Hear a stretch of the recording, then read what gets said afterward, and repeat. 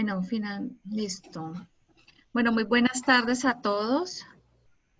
Vamos a premiar a a todas las personas que se han ido conectando oportunamente. Les damos la bienvenida desde ASEF, que es la Asociación Colombiana de Ejecutivos en Finanzas. Hoy en la tarde tenemos ocasión de mirar la charla Impacto favorable y desfavorable de la crisis según el ciclo de vida empresarial. Esto gracias a la alianza que tenemos con Sectorial, para que ustedes sepan un poco y les coloqué en el chat la página también. Sectorial es un portal financiero, económico y empresarial que está especializado en el análisis de los diferentes sectores que participan en la economía colombiana. Es un portal y una herramienta de trabajo muy interesante en todos los ámbitos porque hay un compendio de información muy completa y más ahora que estamos en todos estos tiempos difíciles, la información pues se hace muchísimo más relevante. Nos acompaña el día de hoy y bienvenido Alejandro Escobar Correa. Alejandro es contador público de la Universidad EAFIT con especialización en finanzas corporativas de la Escuela de Ingeniería de Antioquia y BMA de Cinem Business School, fundador y gerente de Sectorial. Su experiencia se ha generado básicamente en la planeación y análisis sectorial, estructuración financiera y análisis de riesgos de compañías como Inercia, Valor Banca de Inversión, Factor Dinero, Serfinco, Leasing Corfi Colombiana, Leasing Bancolombia, entre otras grandes entidades del sector financiero. Tenemos el privilegio, como les contaba, pues que Alejandro es fundador y gerente de Sectorial. Alejandro, muy buenas tardes, bienvenido. Estamos aquí ya para que puedas arrancar. Claudia, muchísimas gracias. Muchas gracias a todos los asistentes. Básicamente este espacio vamos a desarrollarlo sobre el análisis del impacto favorable y desfavorable de la crisis según el ciclo de vida empresarial. Básicamente vamos a hacer un ejercicio inicialmente de poder entender los impactos que nos está generando esta crisis a nivel mundial y cómo esos impactos, según la dinámica en los sectores, pues llevan a unos efectos que se pensarían que son totalmente desfavorables para las empresas, pero resulta que dependiendo del ciclo de vida de las compañías vamos a encontrar que se están presentando unos efectos favorables y disruptivos en su actividad. Si les parece, voy a dar comienzo a la presentación. Si quieren, van plasmando las diferentes preguntas que existan a través del chat y al final podemos abrir un espacio de preguntas, si te parece, Claudia. Sí, perfecto. Dale. Listo. Miren, el punto de partida para hacer un análisis sobre la tendencia que vemos a nivel internacional es tomar nuestros últimos 60 años de historia económica. Esta gráfica vemos aquí estos últimos 60 años y la línea que ustedes ven en pantalla en color verde lo que nos muestra es el crecimiento económico que ha tenido el mundo durante este tiempo. Resulta que durante este tiempo hemos pasado por diferentes momentos de crisis. Sin embargo, ninguna había generado disminución en la dinámica de crecimiento económico del mundo, a excepción de la última crisis que tuvimos, que fue en el 2008. Y la que estamos teniendo actualmente nos está mostrando sus mayores niveles de impacto, incluso comparada con la de 2008. Si hacemos simplemente un recuento histórico, vamos a ver que en estos últimos 60 años de historia, tal vez la crisis más anterior de estos 60 años fue a mediados de los 70, que fue esa crisis petrolera producto del embargo que hizo la OPEP al crudo de Israel en disputa por mayor poderío de la cuota de mercado petrolero. Entonces lo que hizo la OPEP fue que los países que le compraran crudo a Israel los dejó sin suministro petrolero y eso llevó a que muchos países se quedaran sin combustible, se quedaran totalmente desabastecidos y de ahí un impacto negativo en sectores de transporte, en sectores de industria para aquel momento. Pese a ese impacto, si bien el mundo sufrió una recesión marcada, el mundo no alcanzó a decrecer económicamente, mostró una tasa de crecimiento del 0.6%. Hemos escuchado y hemos visto que los ciclos económicos se presentan cada 10 años y efectivamente pues esto nos está mostrando en esta curva que cada 10 años se ha mostrado una crisis.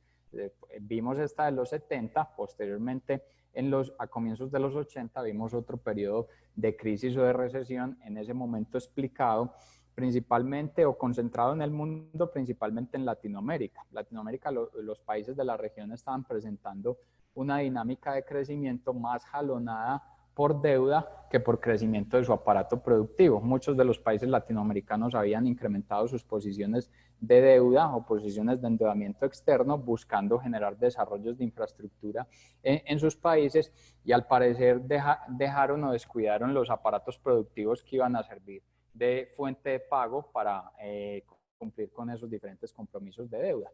¿Qué ocurrió? Muchos países entraron en un problema de pago de deuda financiera, entraron en default y ahí se denominó la situación de crisis de deuda que conllevó a denominarse la década perdida de Latinoamérica, que sus impactos en su efecto secundario en todo el globo pues llevó a que el mundo creciera apenas una tasa del 0.4%. Miren que incluso pese a ese impacto no generamos decrecimiento económico.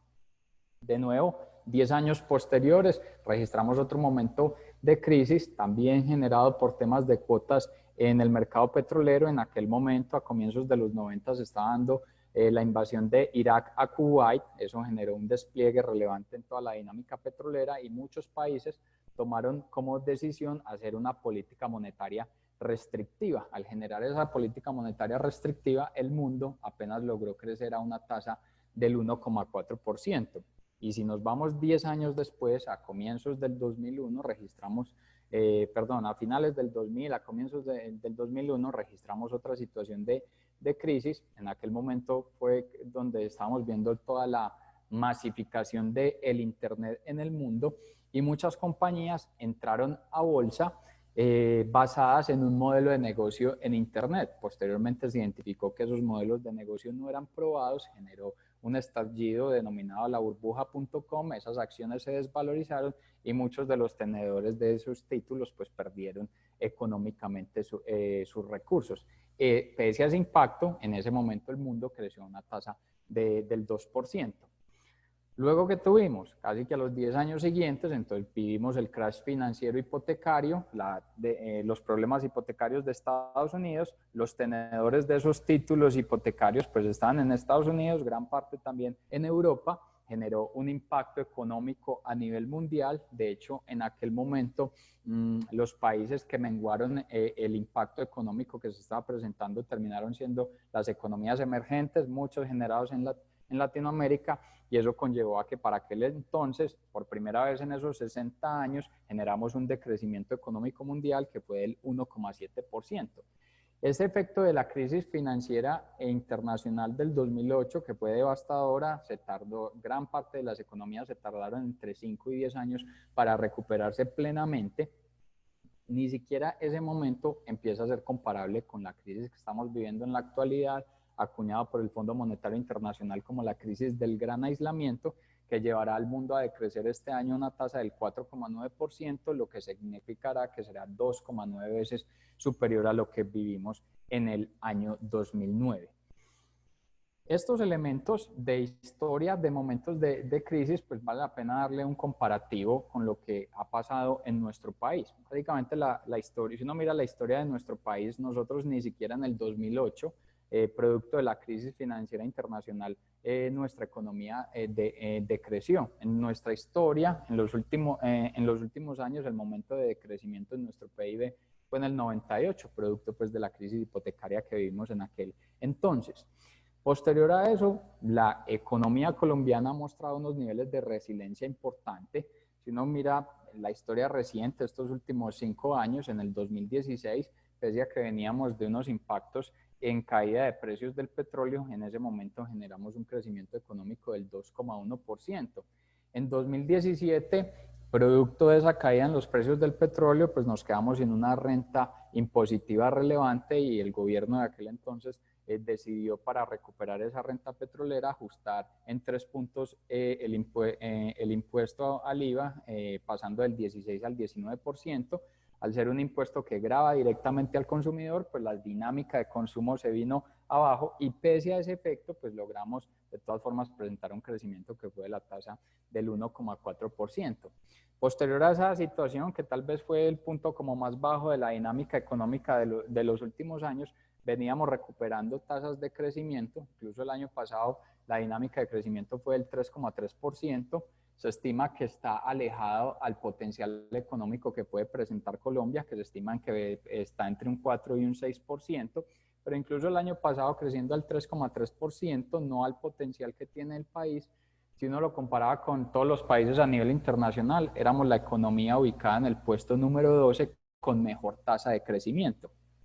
Esos resultados ya para este año, y lo vemos en esta gráfica, pues se vienen para abajo y vemos los impactos que genera esta crisis del gran aislamiento. Una crisis que tal vez mostró su punto de inflexión en abril de este año con la tasa de crecimiento del 20,5% y posterior a abril, a partir de los diferentes elementos de reapertura económica y tener ya un sistema de salud mejor preparado de lo que estaba antes, pues se pueda propiciar esa reapertura, no en la totalidad de sectores, pero ha llevado a que esa tasa de crecimiento se venga ajustando y nos está mostrando una dinámica en el último mes de estimación, que fue julio, una dinámica del menos 9,6%. Nuestras estimaciones desde sectorial nos llevan a que este año nuestra economía va a mostrar un decrecimiento del 6%. Estimamos que hacia 2021 va a rebotar más o menos al 4%. La gran mayoría de analistas coinciden en el rebote al 2021, pero todos estamos dando por descontado que este año va a llegar la esperada vacuna y hacia el próximo año se va a irrigar a nivel mundial y de esa manera sectores que no están pudiéndose reactivar en la misma medida que otros hacia el próximo año logren reactivarse. Eso se vería más hacia el segundo semestre. ¿Qué ocurre? Si presentamos una tasa de rebote del 4% y este año decrecimos al 6%, quiere decir que en el 2021 no habremos recuperado o no estaremos en niveles de dinámica económica como la del 2019. Se estimaría que la dinámica económica que teníamos en el 2019 la estaríamos presentando hacia el 2022. Pero hay un reto adicional y es que recordemos que en 2022 es periodo electoral. Solamente por ley de garantías, la dinámica económica del país cuando hay periodo electoral también tiene una afectación y todavía pues sin involucrarle los posibles tintes políticos que vayan a tener esas elecciones. Entonces, económicamente se estimaría que 2022 es el periodo de volver a los niveles de 2019, pero viene con un periodo electoral, entonces se da la duda de que sí se pueda tener ese mismo nivel del 2019. Algunos sectores incluso estiman, por ejemplo el sector hotelero estima que los niveles de ocupación que tenían en el 2019 los volverá a ver hacia el 2023. Eso, de nuevo, bajo las condiciones de que efectivamente este año exista una vacuna, se irrigue a nivel mundial el próximo año y entonces los mejores niveles de reapertura económica se den hacia el segundo semestre. Si esa vacuna efectivamente no se materializa este año, las tasas de rebote van a ser menores el próximo año y por ende los niveles de recuperación se irán trasladando. Estos elementos que nos generan, si le damos una revisión a la región, esto es Latinoamérica y el Caribe, pues básicamente lo que nos está generando esta crisis es un impacto en la vulnerabilidad de la población. Estas gráficas lo que nos muestran es la población de la región, cómo está distribuida en lo que denomina el Banco Mundial y la CEPAL, las clases. Ese nombre pues no está bien denominado, así lo presenta el Centro de Pensamiento y básicamente lo que define es que las personas que están en situación de pobreza, que están en este eslabón de color rojo, son aquellas personas que viven al día con menos de 5,5 dólares. Población vulnerable es que viven al día entre 5,5 y 13 dólares. Clase media está entre 13 dólares y 70 dólares y los ricos son aquellas personas que viven al día con ingresos superiores a los 70 dólares. ¿Qué nos está mostrando esta gráfica? Si no tenemos en cuenta los datos de 2020, se ha identificado que la región ha tenido un avance marcado en la disminución de la población en situación de vulnerabilidad y en situación de pobreza, y se ha expandido la clase media. Cuando se expande la clase media, directamente tiene un impacto favorable en las dinámicas de consumo, en el comercio, y por eso, si miramos el año pasado, de los sectores que mejor crecían en nuestra economía era el comercio, y estaba jalonado también por el frente de servicios financieros. Todos estos avances, de cierta forma, se han venido para abajo con la situación o el impacto de 2020, donde se vuelve a crecer en el tema de población en situación de pobreza y población en situación de vulnerabilidad, y se estima que más o menos los avances que habíamos logrado en disminución de pobreza y consolidación de la clase media, vamos a ver un retroceso de aproximadamente 5 años. Ver ese retroceso en aproximadamente 5 años es lo que hace que los niveles de capacidad adquisitiva de las personas se vayan a tardar más tiempo en recuperarse, y de ahí que los crecimientos o las dinámicas económicas se vayan a tardar más tiempo en recuperarse. De hecho, el día ayer, y fue publicado el día de hoy, el Fondo Monetario Internacional presentó que su estimación de crecimiento económico este año no va a ser a la misma tasa que había estimado inicialmente, o sea que los efectos de la crisis no van a estar al mismo nivel que había estimado, pero sí está identificando que las tasas de recuperación se van a tardar un tiempo mayor. Esto también nos dice es la situación actual del consumidor. Es una persona que tiene unos mayores limitantes en su poder adquisitivo, y de ahí los limitantes que va a tener en materia de demanda. Si estos elementos los llevamos a sectores económicos, identificamos esta gráfica la denominamos al interior del sectorial como una matriz de dinámica sectorial. Básicamente esto se lee en el eje X, está la participación de los sectores económicos dentro de nuestro PIB, ¿sí? O sea, cuáles tienen mayor participación y cuáles tienen menor participación, están en el eje X, y en el eje Y es la tasa de crecimiento que están teniendo estos sectores. Si queremos ver sectores en aceleración, o sea, hablando de empresas al interior de un sector que están creciendo a más de un 10%, no se está presentando en nuestra economía.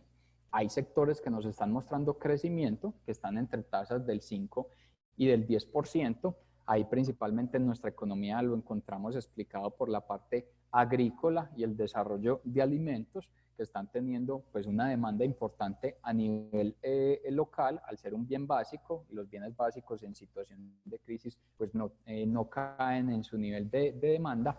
Y adicionalmente, pues la situación de crisis se ha afectado internacionalmente, entonces los productores agrícolas con capacidad de exportación están presentando unas tasas de crecimiento relevantes. No más en el primer semestre de este año, los volúmenes de exportación en bienes agrícolas fue de 1,4 millones de toneladas. El año pasado, en el mismo periodo, fue de 1,3 millones de toneladas. Quiere decir que en volumen estamos creciendo en exportación agrícola. Eso, si lo mezclamos con una mayor tasa de cambio, nos incrementa en mayor medida el nivel de exportación. Y si uno lo mira en segmentos dentro de la parte agrícola, todo lo que tiene que ver con alimentos está presentando una expansión. Las exportaciones cárnicas están creciendo a una tasa del 50%. Segmentos como el frente de cereales, el frente de cacao, el frente de aguacatejas están presentando unas tasas de crecimiento relevantes, y algunos segmentos que empiezan a ser emergentes dentro del agro, como es por ejemplo la producción de tilapia, está mostrando tasas de crecimiento incluso del 100%. Otro sector relevante está siendo el tema de tecnología. Colombia no es un país altamente productor de tecnología, tiene una buena producción en temas de desarrollo de software, es superado por muchos otros países, pero aquellas empresas que están teniendo una adopción importante de tecnología o que están prestando servicios asociados a estos elementos están mostrando una tasa de crecimiento del orden del 8%. Eso como los sectores que nos están mostrando nivel de crecimiento. Cuando hablamos de estabilidad, son sectores que están presentando una tasa de crecimiento del 1% o tasas más o menos del 0%. Si uno mira, el sector que mayor participación tiene en nuestra economía es el de actividades inmobiliarias, o lo que se denomina el real estate, es decir, la compra y venta de bienes inmuebles usados y todo lo que tiene que ver con el arrendamiento de bienes inmuebles. se tuvo un impacto relevante en temas de cesación de pagos en locales comerciales y en oficinas más o menos hacia abril y mayo. Paulatinamente se ha venido recuperando esa tendencia. Otros elementos que ha sido la deserción en temas de centros comerciales. Se estaba estimando que el nivel de vacancia en centros comerciales iba a ser del orden del 40% este año. Se está presentando una tasa del 10%, que es una tasa que obviamente afecta a la dinámica económica, pero no está generando en los niveles que se habían estimado inicialmente. Y lo que tiene que ver con la dinámica en venta de vivienda usada y el arriendo también en el frente de vivienda usada no ha presentado mayores niveles de afectación, y eso es lo que logra o lo que permite dar una estabilidad en este sector. Miren que si seguimos descendiendo, ya empezamos a ver una mayor concentración de sectores. Cuando hablamos de sectores en contracción, entonces se genera un elemento altamente negativo, y es que encontramos el comercio, y resulta que el comercio es el segundo sector que mayor participación tiene dentro de nuestra economía, pesa más o menos el 8%. En comercio hay una serie de subsegmentos. ¿Cuál está jalonando el decrecimiento económico? Todo lo que tiene que ver con el comercio denominado de las compras discrecionales. ¿Cuáles son esas compras discrecionales? Son las que no tienen que ver con las necesidades básicas, o sea, lo diferente a servicios públicos, lo diferente a alimentación. ¿Qué está ahí? Pues todo lo que tiene que ver con temas asociados a prendas de vestir, a todo lo que es el segmento de moda, todo el frente de cosméticos, pues está generando un alto nivel de afectación y llevan a esa contracción en el frente de comercio. También se identifica ahí el sector financiero y asegurador. Es un sector que este año en el frente bancario no va a crecer en expansión de crédito, se ha concentrado más en los diferentes planes de saneamiento para no presentar default en su cartera. De hecho, los indicadores de cartera del sector se mantienen en un nivel sano, producto de esos planes que se han presentado. Se corre el riesgo de que esos planes de saneamiento finalicen este año, y las compañías, pues estamos hablando que las compañías van a recuperarse hacia el segundo semestre de 2021 y plenamente hacia un 2022, y si los planes de saneamiento de las entidades se finalizan este año, pues probablemente el próximo año las compañías no van a tener los recursos para dar frente a estas obligaciones y podría haberse una mayor afectación en el sector financiero. Todo lo que ustedes ven aquí en materia de petróleo y gas, bien explicado, porque si uno revisa en el mundo, la única fuente energética que está creciendo es la fuente generada a través de medios renovables, o sea, energía eólica, energía solar, biomasa. Es la única fuente de energía que viene creciendo. Las demás, petróleo, gas, carbón, el frente hidroeléctrico está presentando disminuciones en su demanda. De hecho, por un lado, por el efecto del aislamiento, y por otro lado, por las políticas de transición en temas energéticos. Recordemos que hay un pacto internacional, que es la Cumbre de París, que habla que hacia el 2030 se busca que el mundo, su temperatura no crezca por encima de 2 grados centígrados. Y para que no crezca esa temperatura en ese nivel, pues habrá que reducir los niveles de emisión de CO2, y los generadores de emisión de CO2 terminan estando en el petróleo, terminan estando en el carbón, y de ahí pues las necesidades de transición energética. Entonces termina siendo un sector que este año se ve afectado por el tema de aislamiento, y en que en los años futuros pues también va a haber ese nivel de afectación con las políticas de transición. Vemos aquí un sector como el de la construcción civil. Nosotros vemos que construcción civil de hecho va a ser uno de los sectores que va a tener las mayores posibilidades de crecimiento. De hecho, la contracción del sector civil no se da por falta de obras, se da es por las medidas que se tuvieron entre abril, mayo y junio, principalmente del cierre de la economía para poder preparar al sector salud para atender la pandemia. Y esas obras paulatinamente se han venido reaperturando, y de hecho a futuro pues se ve que ya no solamente hablamos de 4G, de las cuales la gran mayoría ya tienen cierre financiero, entonces vienen ejecutando sus obras, ya se habla de las vías 5G, que generarán inversiones del orden de los 23 billones de pesos, y recientemente vimos una emisión de bonos por parte de la Financiera de Desarrollo Nacional por 1 billón de pesos, y esos recursos pues los va a irrigar directamente al sector de construcción de obras civiles. Eso es los que nos están presentando contracción. ¿Y dónde está la mayor concentración de los sectores? Pues lo que denominamos recesión. Son sectores que están decreciendo a una tasa superior al 10% e incluso algunos de ellos llegan a estar en niveles del 45%.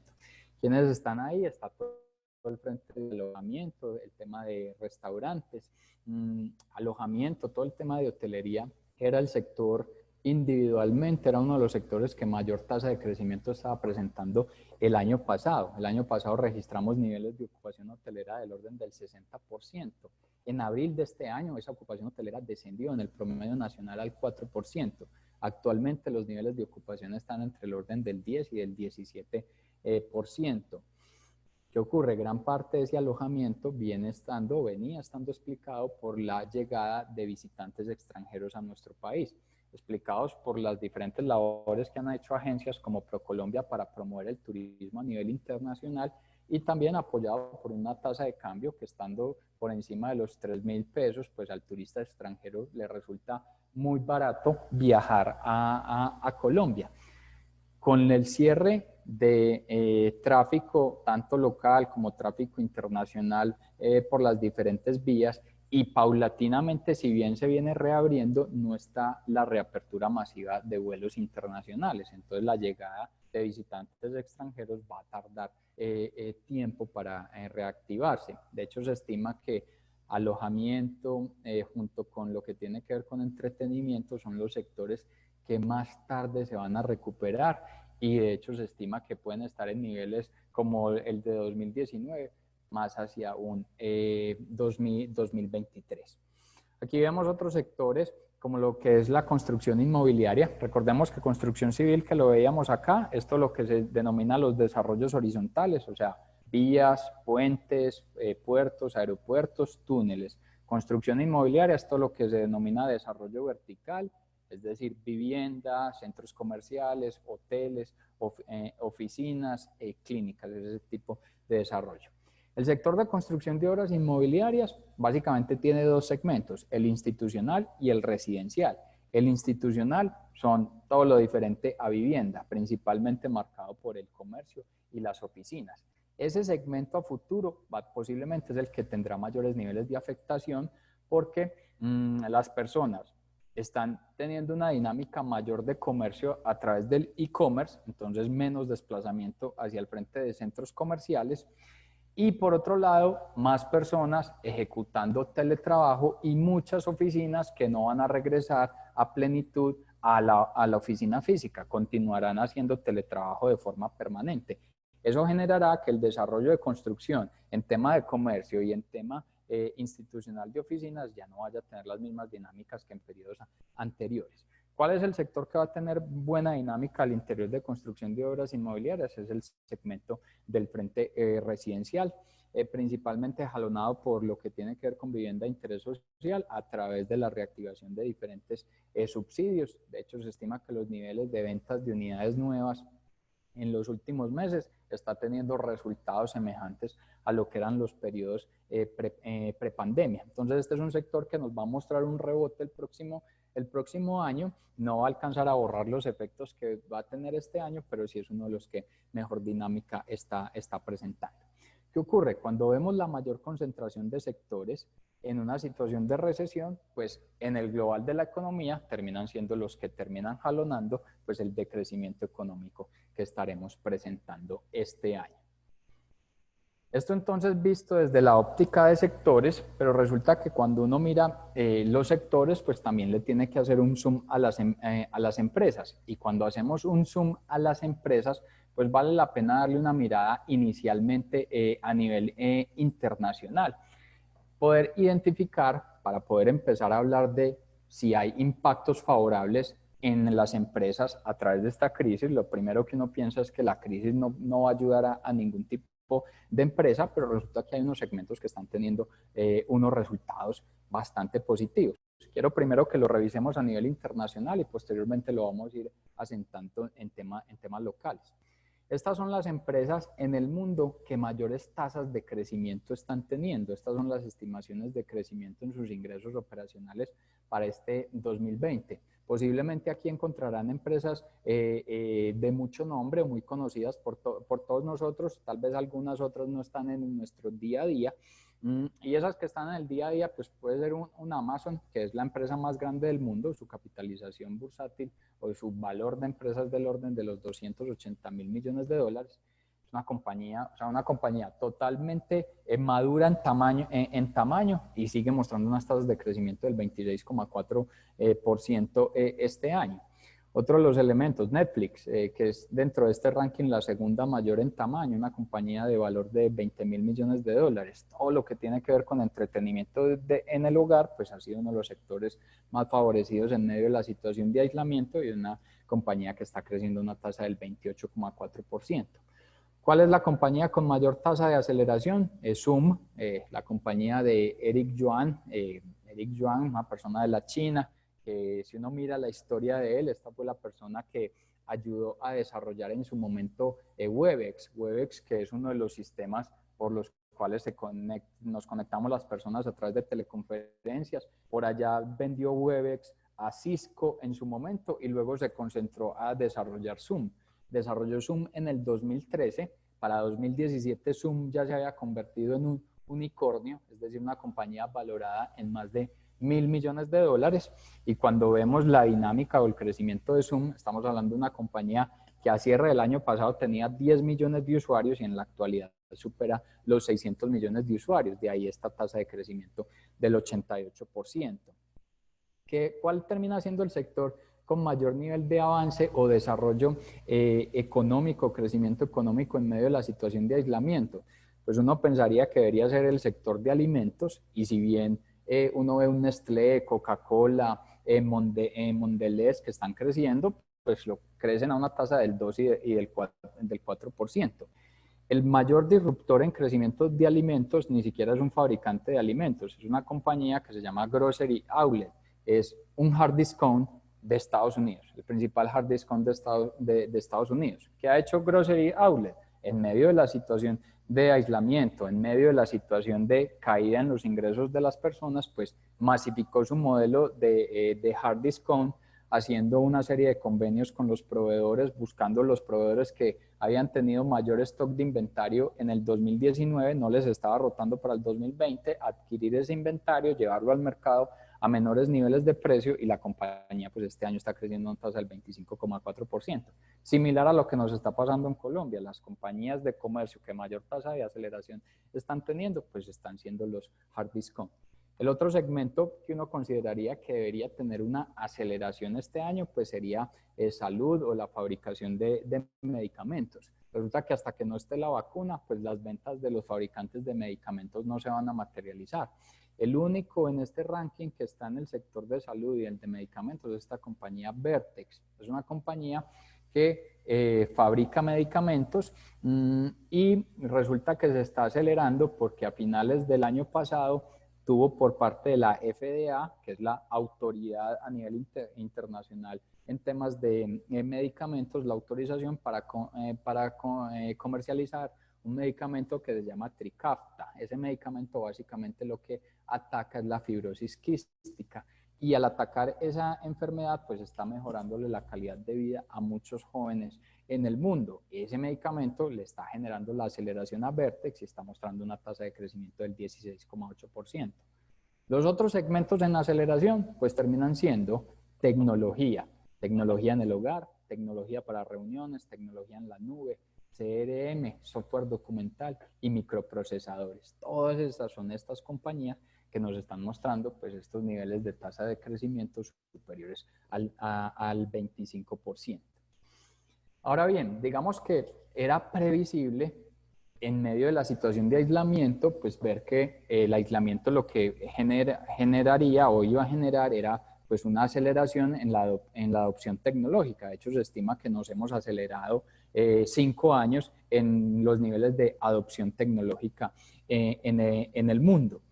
Era previsible que ese sector se iba a acelerar, se estimaba que también se diera dinámicas en salud y dinámicas en temas de alimentos. Pero entonces, ¿será que hay segmentos de los que veíamos anteriormente que estaban afectados, que estén mostrando crecimiento relevantes en el mercado? Con esto quiero empezar a tocar temas de cómo esta crisis sí está impactando favorablemente en el ciclo de vida de las empresas. Miren, estos ejemplos también son internacionales y son compañías que están en segmentos afectados. Esta compañía, que se llama Lemonade, es una compañía que está en el sector asegurador. Si uno mira el sector asegurador, diferente a seguros de vida, todos los seguros están disminuyendo, sobre todo lo que tiene que ver con seguros a nivel empresarial y seguros sobre bienes físicos, todos están disminuyendo en la emisión de primas. Lemonade lo que hizo, o su estrategia, fue involucrar el tema de aseguramiento con tecnología. Entonces pertenecen a un segmento que se llama el InsurTech. Entonces toda la comercialización de seguros no lo hace a través de oficinas físicas, no lo hace a través de presencialmente, lo hace a través de su plataforma. ¿Qué adicionalmente ha hecho? Cambió el modelo tarifario, ¿sí? Entonces esta crisis también lo que permite o hace repensar es cuál es el nivel tanto de pricing o los modelos de servicio y de cobro que yo le debo hacer a mis clientes o a mis usuarios. Y básicamente, ¿qué hizo? No estableció temas de primas anuales. Empezó a cobrar unos valores mensuales sobre sus seguros. Y esos valores mensuales los llevó a niveles que comienzan en los $5. Entonces, tener una cobertura completa, ellos se concentran más que todo en seguros de tipo inmobiliario. Entonces, tener una cobertura inmobiliaria completa desde valores mensuales de $5 y manteniendo tarifas planas fue uno de los elementos claves que lo ha ayudado en la aceleración.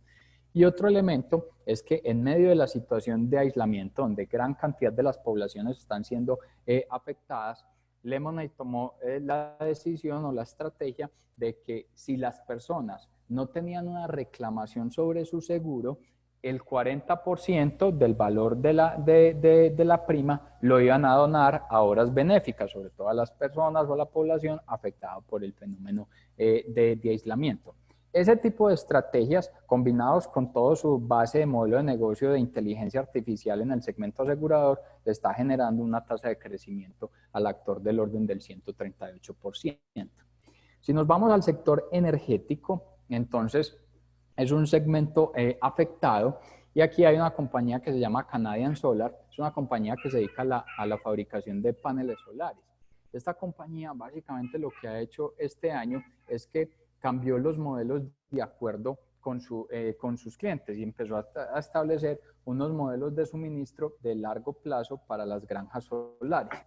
¿Qué generó? Poder hacer una integración no solamente en ser proveedor de paneles solares, sino también participar en el desarrollo de esas granjas solares y adicionalmente desarrollar la financiación de esas granjas solares. Esta compañía llevó ese modelo de negocio, ese modelo de servicio a Japón, constituyó un fondo de inversión para la adopción y la adaptación a paneles solares y entonces el fondo lo que hace es financiar el proyecto. Al financiar el proyecto, la demanda de paneles solares, pues la asegura con ellos mismos y le está mostrando esa tasa de crecimiento del 70,3%. Y otro segmento que quiero resaltar, o más que segmento, es una compañía destacada y que está tal vez en uno de los sectores más afectados por esta situación de crisis, que es Titan. Esta compañía es una empresa originaria de la India, está en el segmento de joyería. Es una compañía que está creciendo a una tasa del 6,4%. De hecho, la crisis sí los ha afectado porque venían creciendo a una tasa del 22%, han logrado mantener sus tasas de crecimiento, pero no al mismo nivel. Y lo que les ha permitido crecer a estas tasas es que esta compañía desarrolló, incluso desde hace muchos años, desarrollaron una marca específica para la compra online de joyería. Esa marca se llama Tanishq. ¿Qué hicieron? Es que generaron un convenio con muchos fabricantes de joyería para poder a través de su plataforma ofrecer una gran variedad de productos en joyería, no solamente de una marca exclusiva. Entonces hablan de más de 7,000 diseños a través de su plataforma. Eso lo vienen desarrollando, o esa idea la venían desarrollando desde mediados de los 90, cuando llega el 2000 con la masificación de Internet, les permitió dar esa aceleración y en medio del aislamiento, con una mayor demanda de del e-commerce fue el punto que los ha permitido mantenerse con una dinámica favorable en ingresos. Y otro de los elementos es que dentro de su visión dijeron, el tema de joyería no es exclusivamente para las mujeres, y desarrollaron una línea específica en temas de joyería masculina, y es el que les está generando crecimiento. Con esto, ¿qué quiero referenciar? Es que la crisis del aislamiento no solamente iba a generar unos beneficios en el tema de tecnología, en el tema de alimentos, en el tema de salud, sino que hay otros segmentos que, dependiendo de las estrategias que han desarrollado sus emprendedores, sus empresarios, la visión de los mismos, pues han materializado una serie de oportunidades en medio de esta situación. Esto me lleva entonces a que compartamos un poco o recordemos, muchos de ustedes les debe ser muy familiar esta gráfica o esta diapositiva, y es recordar un poco cómo es el ciclo de vida de una empresa para que lo comparemos con los impactos en medio de situación de crisis. Esta gráfica que nos muestra, esta línea en color verde son los ingresos que tiene una empresa, ¿sí? Aquí tenemos una línea divisoria que es el eje X, y aquí para abajo estamos hablando de caja negativa, de aquí para arriba caja positiva, ¿sí? Entonces la línea verde son ingresos operacionales y la línea azul son utilidades. ¿Cuáles son las fases de ciclo de vida de las empresas? Partimos del periodo inicial de startup, que es el momento de iluminación del emprendedor, que tiene una idea que con esa ve que puede generar unos cambios relevantes en el mercado y la lleva a establecer un negocio. En ese momento, el emprendedor tiene muchas ganas, pero no tiene dinero, ¿sí? Entonces sus ingresos no se están generando, y básicamente lo que hace el emprendedor en ese momento es invertir y reinvertir constantemente, buscando esa idea, transformarla en un producto que luego lo pueda llevar al mercado. Al momento en que tiene ese producto, pasa a una etapa de crecimiento temprano. Esa etapa de crecimiento temprano es donde empieza a probar si el modelo de negocio que ha diseñado va a tener o no va a tener éxito en el mercado. En ese momento se empiezan a materializar los primeros niveles de ingreso, pero todavía es un periodo donde los niveles de reinversión son constantes. Para poder llevar ese modelo de negocio al mercado se tiene que invertir mucho más de lo que se genera en materia de ingresos, y por eso todavía no se están generando utilidades. Si se pasa esa etapa, se entra a un periodo de aceleración. Básicamente el periodo de aceleración lo que hace es poner a prueba la capacidad de escalabilidad de la empresa, o sea, cuál va a ser el tamaño al cual va a poder llegar la empresa. Se dan altos niveles de reinversión, pero ya no están a las mismas tasas de los periodos anteriores, y se están generando crecimiento en ingresos. Entonces, parte de estos ingresos se pueden ir generando o se van transformando en utilidades. Una vez la empresa pasa esta etapa, se denomina una etapa de crecimiento maduro.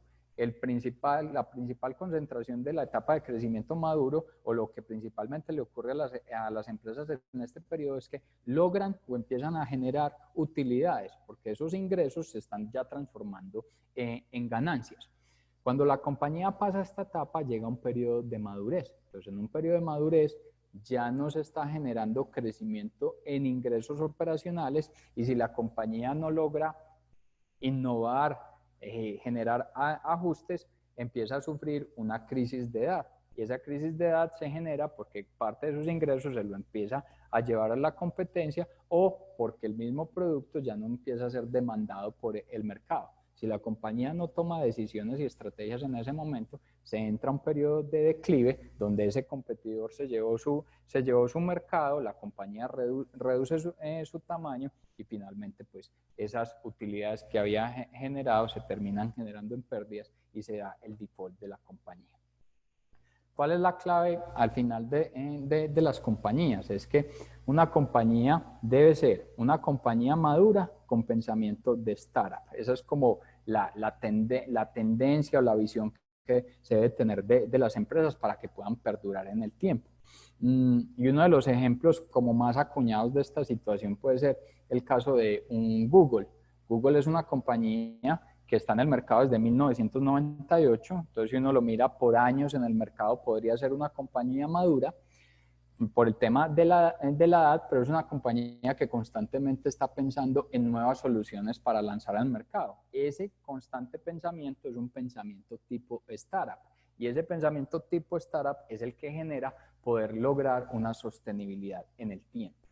Estos elementos, pues vale la pena compararlos con el impacto de la crisis actual. ¿Qué ocurre? Cuando miramos la crisis del gran aislamiento, tiene unas grandes diferencias con las crisis tradicionales. Y comparemos tal vez en crisis tradicionales las dos últimas que tuvimos, 2008 y 2001, la crisis subprime y la crisis de la burbuja.com. Cuando uno mira esas dos crisis, fueron crisis generadas tipo Wall Street, ¿sí? Se generaron en mercados financieros, ¿sí? La crisis subprime fue un problema de hipotecas.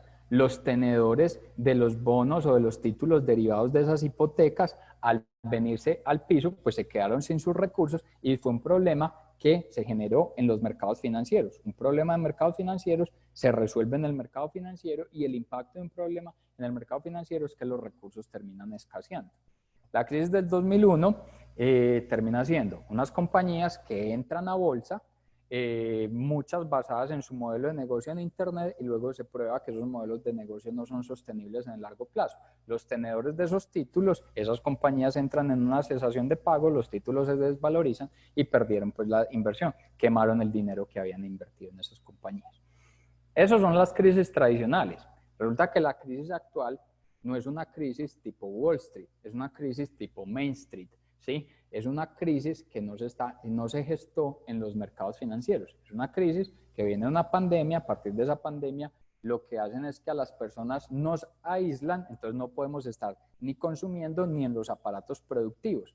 Pero el dinero no se ha escapado, ¿sí? O sea, los fondos de inversión, los inversionistas, los dueños de recursos, el dinero no se les ha escapado. Ahí la gran diferencia entre la crisis tradicional y la crisis actual. ¿Qué ocurre eso en el ciclo de vida de las empresas? Resulta que en las crisis tradicionales, como el dinero escasea, las compañías jóvenes o startups, pues para poder perdurar en el tiempo, para acelerarse, pues necesitan recursos de los inversionistas porque son compañías que no están generando utilidades. Entonces, para las compañías, una crisis tradicional, su reto es sobrevivir porque hay escasez de los recursos. Las compañías que están creciendo, para poder materializar esas tasas de crecimiento, pues también necesitan recursos de los inversionistas, la tasa de reinversión. Como el recurso escasea, entonces presentan recorte en sus tasas de crecimiento. Compañías que son maduras, pues han acumulado ya utilidades, si tienen un tema práctico, conservador frente a esas utilidades, muchos tienen un colchón de seguridad en caja, entonces la crisis lo que genera es que las desvaloriza, pero no las acaba. Y las compañías en declive, pues entonces están cayendo sus ingresos, están cayendo sus utilidades, no hay recursos que puedan tomar, entonces básicamente lo que hace es que las acelera en una situación de default o de liquidación. La crisis actual muestra similitudes en las compañías maduras y en compañías en declive, o sea, las desvaloriza o las acelera en default. Pero las compañías startup o compañías en crecimiento, antes la crisis actual lo que ha hecho es que las ha acelerado, porque los fondos de inversión, los recursos, están buscando las compañías innovadoras, las compañías diferentes, las que están solucionando problemas en el mercado ante esta situación y están dispuestos a llevar sus recursos para poder antes acelerar a esas compañías. Y miren que el ejemplo claro de esto está en esta gráfica de la derecha. Esta gráfica de la derecha son los IPO o las ofertas públicas de valores, o en otras palabras, las compañías que han salido a bolsa. Si miramos un periodo de crisis tradicional, como fue 2008, en el 2017 salieron a bolsa 213 compañías. En el 2008, producto de la crisis, apenas salieron 31 compañías a bolsa. Resulta que este año veníamos comparando trimestres con trimestres. El año pasado, en el primer trimestre, salían 18 compañías a bolsa y este año, en el primer trimestre, salieron 25 compañías a bolsa. Se estima que la tasa de crecimiento este año en compañías saliendo a bolsa es del 40%. ¿Qué está mostrando esto? Es que hay inversionistas que están dispuestos a invertir en compañías nuevas, compañías que están maduras, que están presentando tasas de crecimiento importantes, y esto lo que está haciendo es acelerarlas. estos terminan siendo los más beneficiados con la situación de crisis de la actualidad, esta situación del gran aislamiento. ¿Cuál va a ser el reto para estas compañías? Pues pensar en una buena preparación de cara al futuro, o sea, pensar en que estas compañías sí puedan lograr perdurar en el tiempo. Cuando hablamos de perdurar en el tiempo, hay un indicador muy interesante que lo construye Future Brand con un análisis a través de PricewaterhouseCoopers, que básicamente lo que analizan es que toman las compañías más grandes del mundo por capitalización bursátil, ¿sí? Y las reacomoda en un ranking, ya no por capitalización bursátil, sino por mejor preparadas, por ser las compañías mejor preparadas para el futuro. Este es el ranking que emitió Future Brand este año. Estas son las 10 compañías mejor preparadas para el futuro, y básicamente la razón de ser las compañías mejor preparadas para el futuro es que han logrado tener una mayor demanda de sus productos y sus servicios, que sus consumidores se vean inspirados en estas compañías, que las personas quieran trabajar para estas empresas, y que adicionalmente en la situación del aislamiento han logrado tener una marcada adopción de tecnología que los ha permitido combatir la situación de crisis. Miren que este ranking muestra que las compañías más grandes del mundo no necesariamente son las mejor preparadas para el futuro. Miren que en este ranking no está ni Amazon ni la Saudi Aramco, que son las dos compañías más grandes del mundo. En este ranking está Apple, que es una compañía obviamente de un tamaño muy importante. Pero, por ejemplo, está la compañía Reliance. Entonces uno pensaría, en el futuro temas de petróleo no va a haber. Reliance es una petrolera de la India.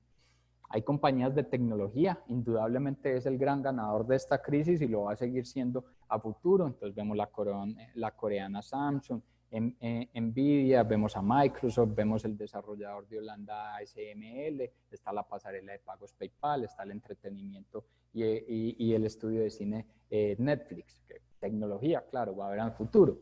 Pero miren que también está Moutai. Moutai es un fabricante de licores de la China. Pues quiere decir que en el futuro va a haber licor. Y está un Nike, que es prendas de vestir en el segmento de ropa deportiva. Entonces también el tema de prendas de vestir, que es uno de los más afectados en la actualidad, no quiere decir que en el futuro no vaya a existir y no sea una de las empresas mejor preparadas para ese futuro. ¿Qué hace una compañía ser sostenible o mejor preparada para el futuro? Pues básicamente lo que dice Future Brand es que tenga estas 24 características que ustedes ven en esta gráfica de la izquierda. Miren, en el color rosado está el promedio de la calificación en cada una de estas variables que tuvieron esas 100 principales empresas. Y en el color negro fue la calificación que tuvo Apple en cada una de esas variables. Básicamente una compañía va a ser sostenible o sustentable en el futuro si es una compañía auténtica, si es una compañía con un alto nivel de innovación, que pueda lograr un liderazgo, que se diferencie en el mercado, que los productos que crea se vuelvan indispensables, que logre generar ajustes en el precio y el mercado esté dispuesto a pagar por esos ajustes en el mercado, que las personas tengan confianza en esos productos y en los servicios, que una vez ven la marca, la reconozcan, que ese producto le pueda generar placer, bienestar, que la compañía tenga respeto. Todas esas características, Apple tiene una muy buena calificación. Solamente la calificación que está más baja es lo que tiene que ver con actuación ética, y es por los elementos que se han dado recientemente por los diferentes juicios a las grandes tecnológicas por el tema de manejo de los datos. En las demás variables, pues termina siendo una compañía con unos atributos que superan en el 85% a la media del mercado. De hecho, las personas cuando ven a Apple consideran que es una compañía que durante los próximos tres años va a seguir creciendo. O sea, el 73% de las personas la ve continuamente creciendo y solamente el 4% considera que es una compañía que va a caer.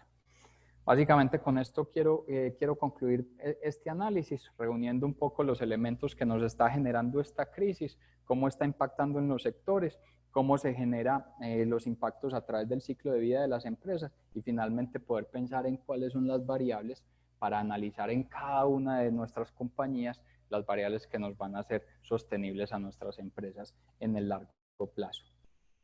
Muchísimas gracias a todos por el espacio, compartirles que desde Sectorial hacemos una analítica constante de los diferentes sectores de la economía colombiana. Aquí están pues, nuestros diferentes datos con toda la atención para lo que requieran en los diferentes frentes de sectores y muy atento si existen preguntas y comentarios que pueda resolver.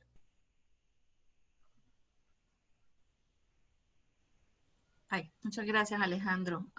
Miremos si de pronto en el chat hay alguna pregunta o quien quiera abrir su micrófono para alguna ampliación de alguna información.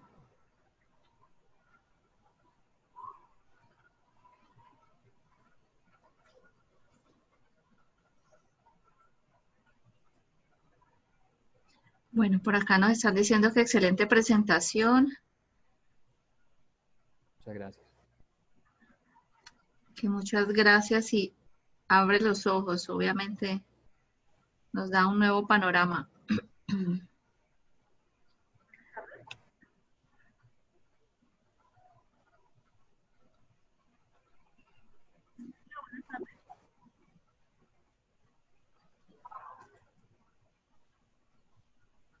La presentación la vamos a compartir en el canal YouTube de ASEF, claro que sí, para que la puedan ver. Bueno, acá estamos es como recibiendo agradecimientos, Alejandro. Preguntas no veo en este momento.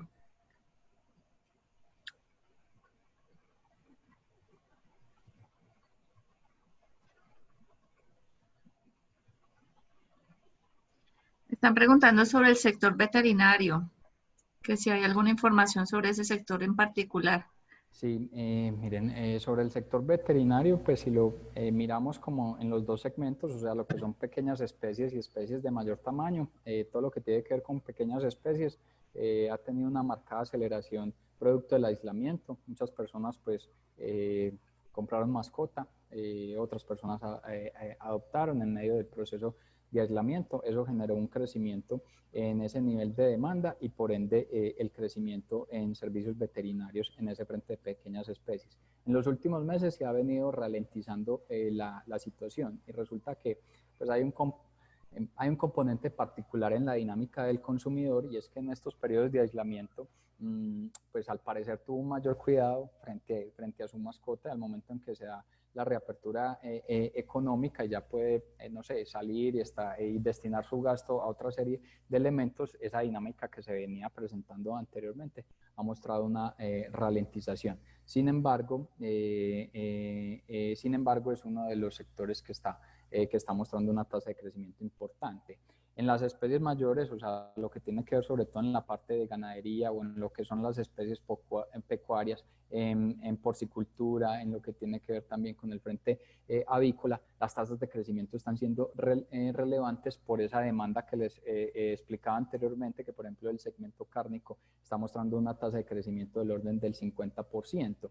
Entonces ambos segmentos están mostrando este año un crecimiento importante, una dinámica relevante. Vemos que se va a mantener hacia el próximo año y posiblemente se va a ir desacelerando paulatinamente hacia finales del próximo año, pero ha sido también dentro de los sectores que ha tenido una de las mejores dinámicas. Alejandro, buenas tardes. Buenas tardes. Una pregunta.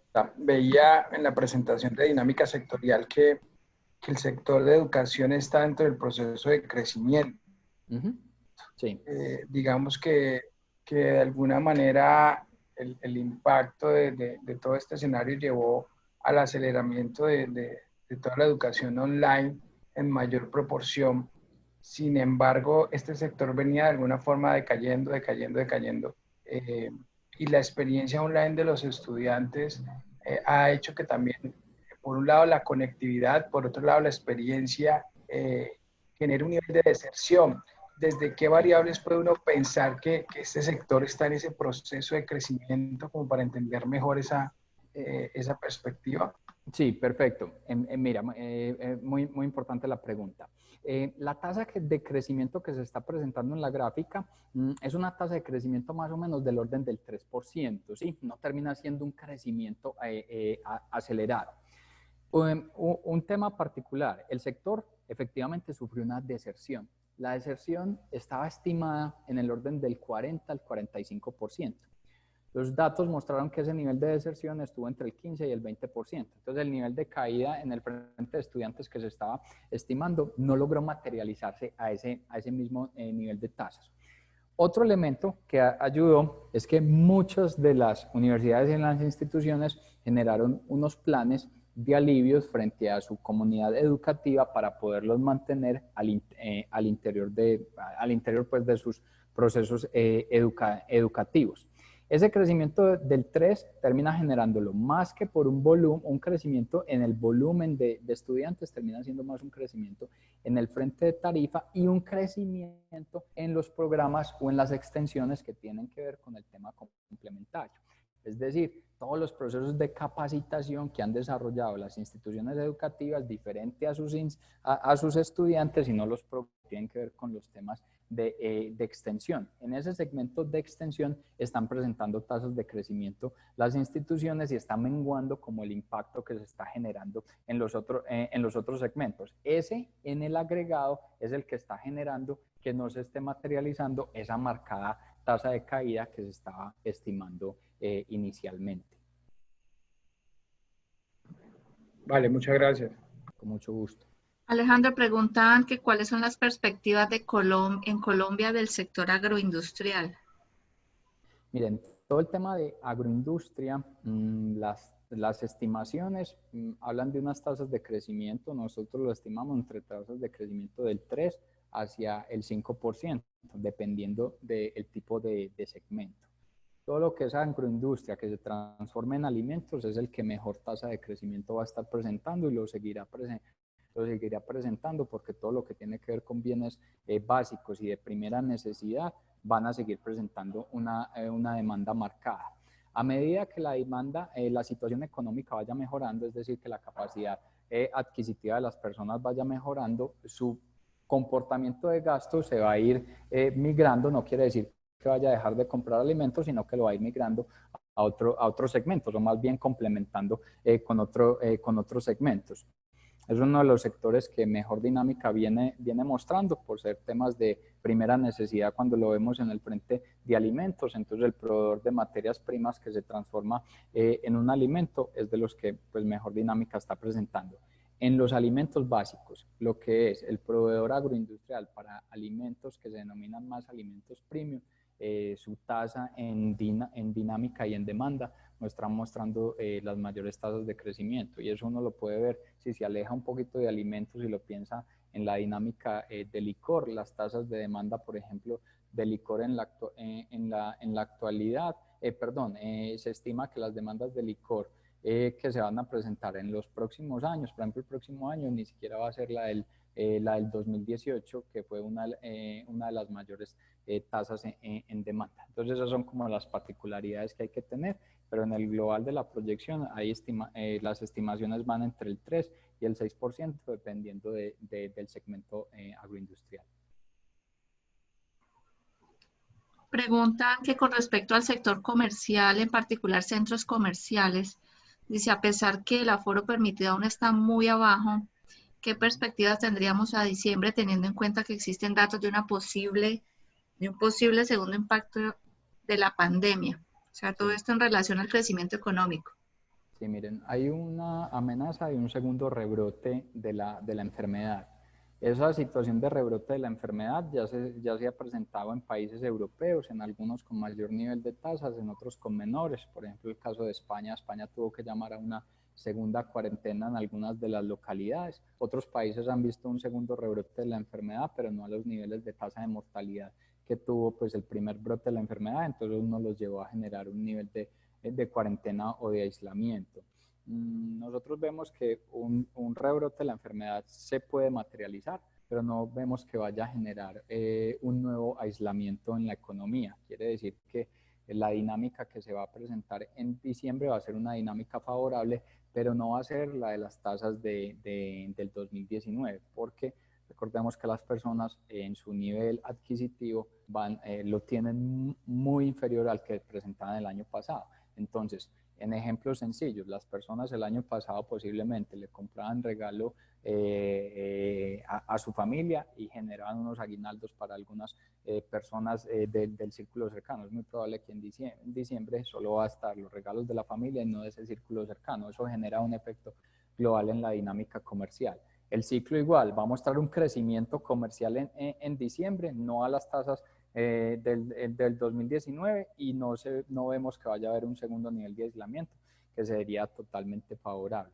La dinámica de los centros comerciales ha venido reactivándose, todavía los niveles de aforo efectivamente no van a ser mayores ni pueden ser mayores para que esta situación pues no se salga de control, pero miren que los niveles de vacancia que se estaban estimando en unas tasas mayores pues están llegando a ese nivel del 10%. Entonces vemos que van a haber unas perspectivas favorables de cara al cierre de año, pero de nuevo, no van a borrar los efectos negativos que llevamos cargados de todo el año y pensar en una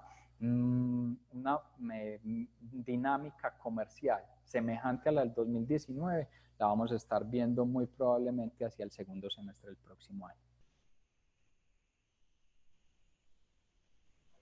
Ok, muchas gracias. Si alguien tiene alguna pregunta más antes de finalizar, en el chat no veo más preguntas, o de pronto sí por los micrófonos. Agradecerte en todo caso, Alejandro. Ahí están las redes sociales de Sectorial. Sectorial pues es un aliado más de ASEF Valle y a través de estas plataformas pues pueden conseguir información mucho más completa y más extensa sobre los sectores y sus tendencias. Sí, Alejandro, creo que hasta allí están las preguntas. Agradecerte nuevamente. La grabación la vamos a subir al canal de ASEF, canal YouTube, y a las redes para que tengan cómo revisarla nuevamente. Muchas gracias. Muchas gracias, Clara. Muchas gracias a CEF por el espacio. Un saludo a todos. Muchísimas gracias y que tengan un feliz día. Vale, igualmente. Muchas gracias a todos.